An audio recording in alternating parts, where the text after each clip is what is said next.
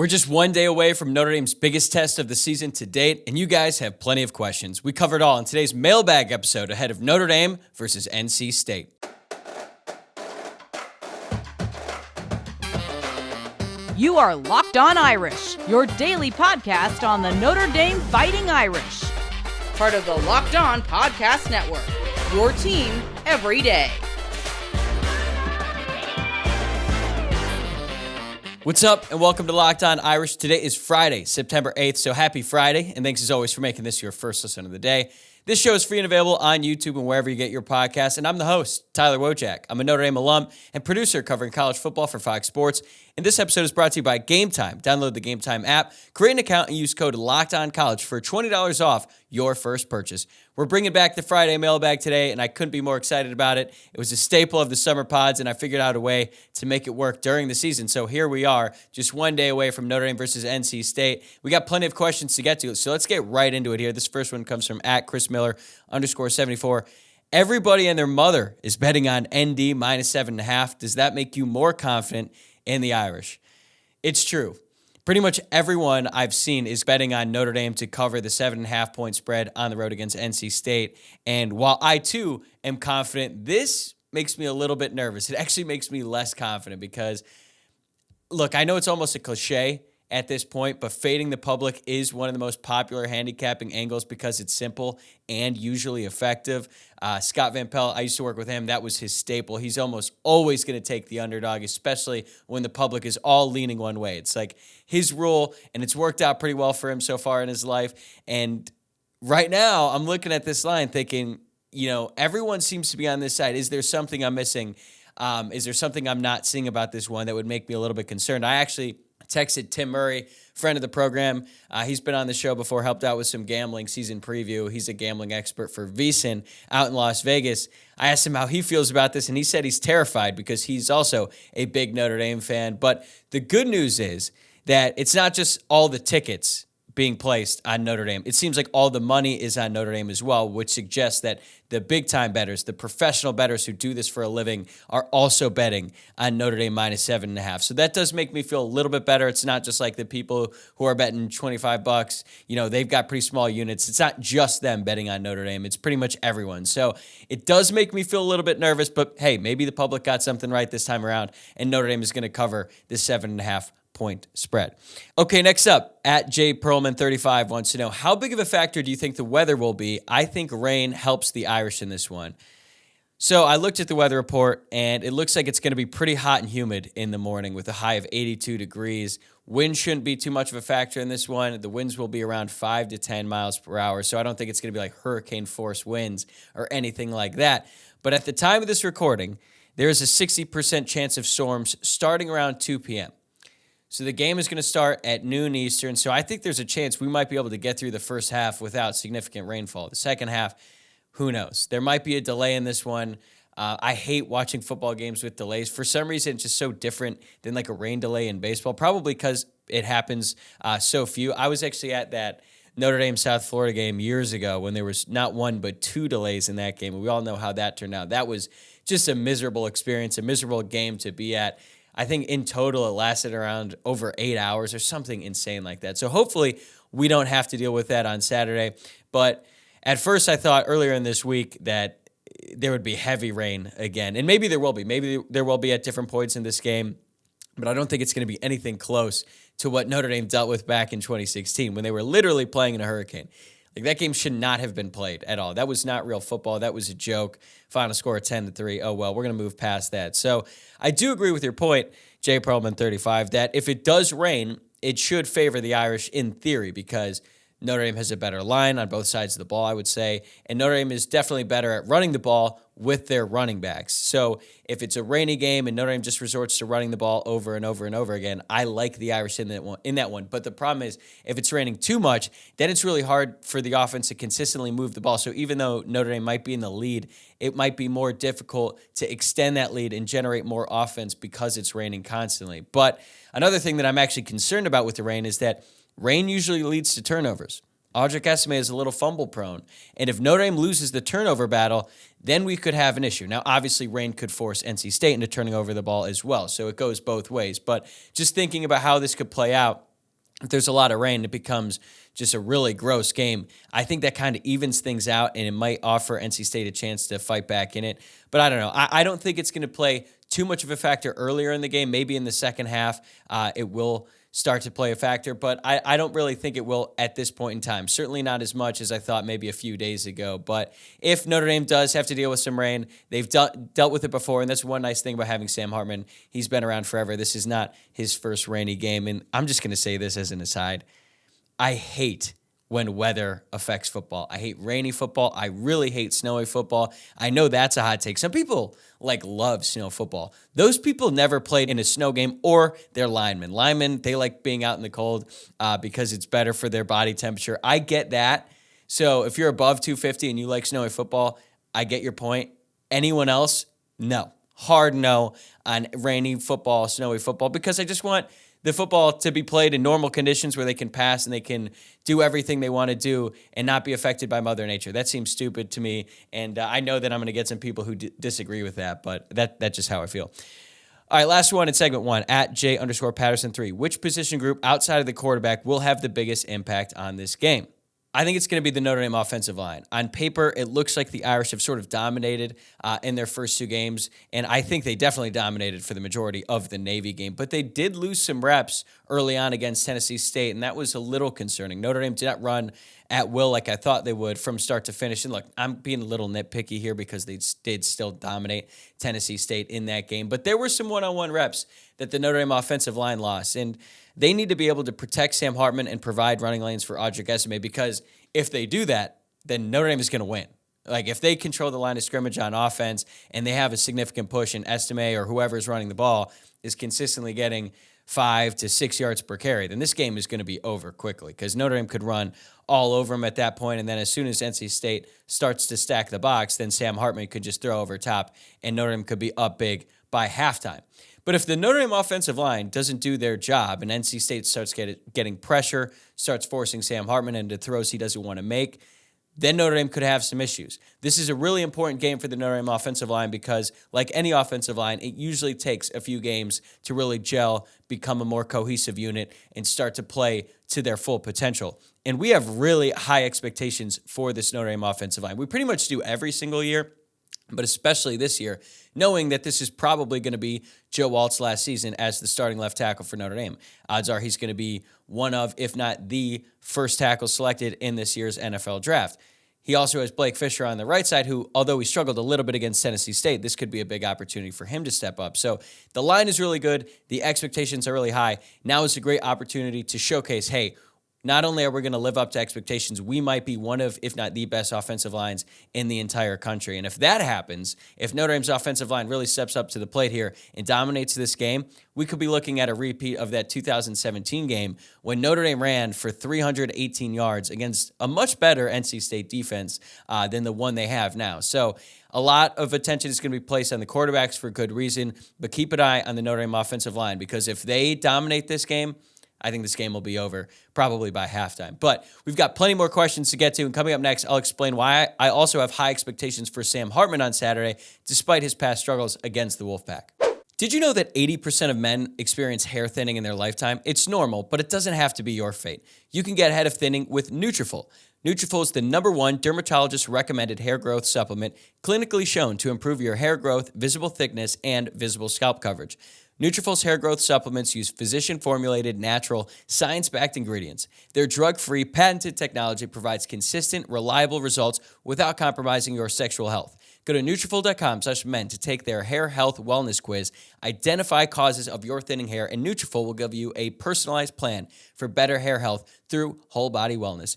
Nutrifol supports healthy hair growth from within by targeting root causes of thinning such as stress, hormones, environment, nutrition, lifestyle, and metabolism through whole body health. And it works. In a clinical study, 84% of men showed improvement in their hair after 6 months of taking Nutrifol men's hair growth supplements. Look, as guys, we all know we want great hair, even if we're too afraid to admit it, so I highly recommend Nutrifol to help you get the head of hair you want and deserve. Take the first step to visibly thicker, healthier hair. For a limited time, Nutrafol is offering our listeners $10 off your first month subscription and free shipping when you go to Nutrafol.com/men and enter promo code LOCKEDONCollege. Find out why over 4,000 healthcare professionals recommend Nutrafol for healthier hair. Nutrafol.com/men, spelled Nutrafol.com/men, and enter promo code LOCKEDONCollege. That's Nutrafol.com/men, promo code LOCKEDONCollege. Before we get back to the questions, I want to remind you about a new show we launched here in the Locked On Podcast Network called Locked On College Football Kickoff, which airs live every Friday from 11 a.m. to 1 p.m. Eastern on every Locked On College YouTube channel. Locked On College Football Kickoff will cover everything going on in the sport and go in-depth like only Locked On can, including insight analysis from our stable of college hosts covering their team every day. All right, this next question also comes from @J_Patterson3, who wants to know, Hartman has struggled against NC State in the past. What do you project his stats will be?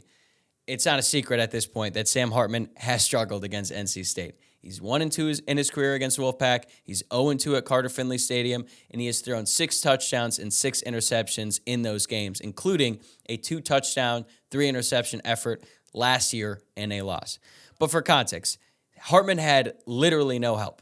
Wake Forest had 17 rushing yards on 25 attempts in that game last season, and Hartman was sacked 4 times and pressured on 40% of his dropbacks. So he was dealt with a pretty bad hand in that one, had to force some passes late in the game, especially in the third quarter, that I'm sure he'd like to have back. But still, it was all on him to try to carry that Wake Forest offense and win that game. The year before, he threw about as many passing attempts and had a similar result. Although in that game, the Wake Forest Demon Deacons won a home game in a shootout. I believe the final score was 45-42. This time around, I don't expect him to pass nearly as much as he did in those games. Actually, I would be shocked if he throws the ball over 30 times, especially if it is raining and Notre Dame has to run the ball a little bit more. So I guess I'm going to go out on I wouldn't say a limb, but I'm going to say 275 passing yards, 65% passing, 3 touchdowns, and an interception. Notre Dame is probably due for a turnover at this point. They haven't had one, and it could happen against this game. And I think that Sam Hartman, it has a lot of demons to exercise in this one. He remembers what has happened in the past, and he's going to be ready to play.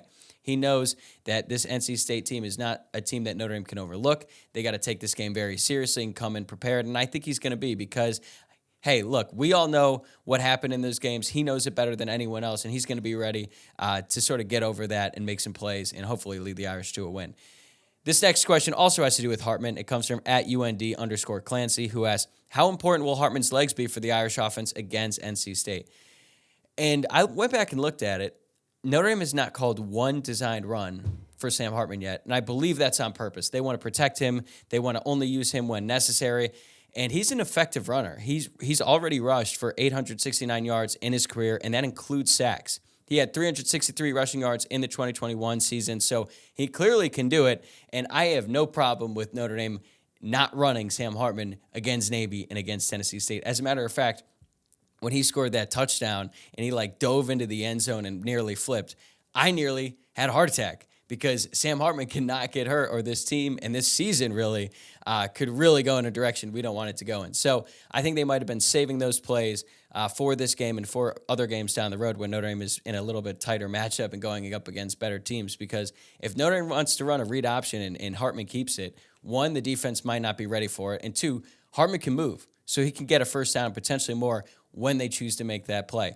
I'll be really interested to see if Jared Parker tries to use that a little bit more. In this game, I think he could save it for a third down, maybe in the red zone to try to get a chunk play, because I don't think the defense is really going to be keying on his running ability. As a scrambler, we started to see it a little bit against Tennessee State. Not very much against Navy because he had all the time in the world to throw, but he might have to scramble a little bit more in this game, because if the guys are covered downfield, that actually goes hand in hand with my next question, which comes from @Max545. Which position group on NC State will pose the most problems for Notre Dame? I think it's the cornerbacks on NC State. They're really good. They have a really good duo out there at cornerback in Aiden White and Shaheem Battle. They're both very talented. So if they lock up Notre Dame's wide receivers downfield, we might start to see Sam Hartman scramble a little bit more, which is not something we really want. Yes, he can do it. Yes, he can make plays on the move. But still, you would prefer Sam Hartman has a lot more time and is able to pick the defense apart from the pocket. But let's go back to that question for Max here, because Aiden White, he's probably the better of the two. He has 7 career interceptions, including 4 in 2022. He also defended 9 passes last year. That's really, really good. So if they're going one-on-one man coverage, that's going to be a tough task for the Notre Dame wide receiver, whoever that may be. And Shaheem Battle, he's also very talented, and he's produced a lot in his college career as well. He had 2 interceptions in 2022 and 5 passes deflected. So Notre Dame's wide receivers are going to have to beat man coverage in this one and make some contested catches. We saw a little bit of it in the Navy game. Jane Greathouse made a great play, great contested catch. But Notre Dame is going to need some other guys like Tobias Merriweather, who hasn't really been effective in the passing game up to this point, to go out there and make some plays against some good cornerbacks. On one hand, I could say, well, the good thing is for the receivers is that they go against really talented cornerbacks every day in practice. That's true, but based on everything we've heard out of fall camp, they weren't having a ton of success in those reps. So they're going to have to change that on Saturday going up against NC State. Do I think Aiden White and Shaheem Battle are as good as Benjamin Morrison and Cam Hart? Not necessarily, but they're still very good. And there's something about playing on the road and playing against an opponent and not your own teammate in practice who you kind of know all their moves that are going to make it difficult. And Notre Dame's wide receivers have a tall task in this one, especially if it's rainy. It becomes even harder to catch the ball. So it's going to be a real tall task, but also, like many other position groups on the Notre Dame roster, a great opportunity for them to shine and make some plays, and that could build a ton of confidence for the rest of this season. All right, there's a few more questions to hit on, and it's time to talk about the Notre Dame defense. We've talked a lot about the offense so far, but the defense comes up next. Gametime is the fast and easy way to buy tickets for all the sports, music, comedy, and theater near you. With killer deals on last-minute tickets and their best price guarantee, you can stop stressing over the tickets and start getting hyped for the fun you'll have. I recently used Gametime to buy tickets to attend a Dodgers game, and I had a great deal within an hour of the first pitch, and I had a great time, and you can too if you use Gametime. It's the fastest-growing ticketing app in the country for a reason. Get images of your seat before you buy so you know exactly what to expect when you arrive. Buy tickets in a matter of seconds, 2 taps and you're set, and the tickets are sent directly to your phone, so you never have to dig through your email. Snag the tickets without the stress with Gametime. Download the Gametime app, create an account, and use code LOCKEDONCollege for $20 off your first purchase. Terms apply. Again, create an account and redeem code LOCKEDONCollege for $20 off. Download Gametime today. Last-minute tickets, lowest price guaranteed. All right, we've got a few more left here. This first one comes from at STPJeff89. If Notre Dame uses a spy to contain Brennan Armstrong, who do you think Al Golden will use?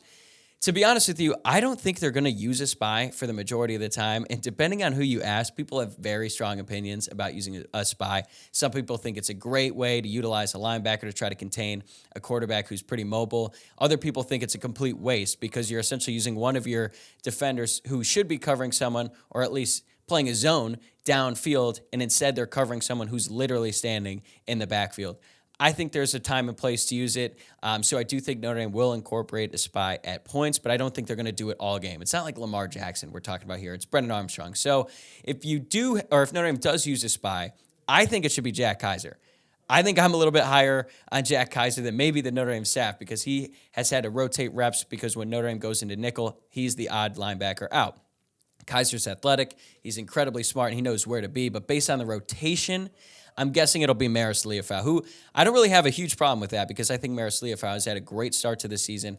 He's also extremely athletic. He can go sideline to sideline, make some plays. Yes, last year he would sometimes run in the blocks a little bit too much, but we haven't seen that as much this year. So if they utilize a spy, I think it would most likely be Maris Leofau, and I think he could have some success, especially if they mix it up and they don't use it every play. He could only do it on specific situations and then force Brennan Armstrong into some mistakes.